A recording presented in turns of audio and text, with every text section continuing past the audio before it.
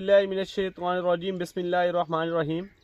नाज़रीन, इस वक्त हम हासिलपुर मौजूद हैं और देखकर फील्ड बहुत दुख हुआ कि काश्तकार कितनी मेहनत करता है। नवंबर में फसल लगाई गई, उसके बाद आज मार्च का महीना है, मार्च एंड चल रहा है।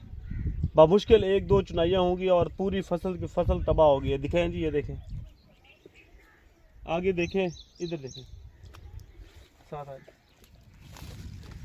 अब तकरीबन कोई 30% जो है प्लांट्स जो है ना, बाकी बचे हैं, सारे पौधे ख़त्म हो चुके हैं। ये जो तूफ़ानी बारिश आई है, आंधी आई है, तो आंधी से ये सारे पौधे जो है ना वो टूट गए हैं। तो लास्ट वीडियो बनाई थी कि जो लोग मिर्च काश्त करते हैं तो जब पौधा 1 फुट का हो तो उसको दोनों साइड से रस्सी लगा देनी चाहिए।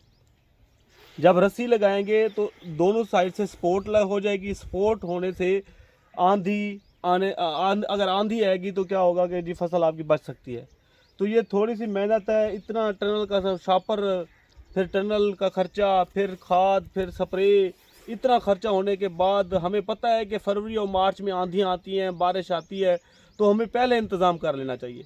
तो सब दोस्तों से गुजारिश ये है कि जब भी आप मिर्च लगाएं टनल में, ख़ास तौर पे टनल वाली मिर्च, क्योंकि टनल वाली मिर्च में जो तना होता है वो कमज़ोर होता है, क्योंकि टेम्परेचर उसे मिलता है, वो हाइट ज़्यादा करती है, वेजिटेटिव ग्रोथ ज़्यादा करती है, नीचे जड़ और तना मजबूत नहीं होता।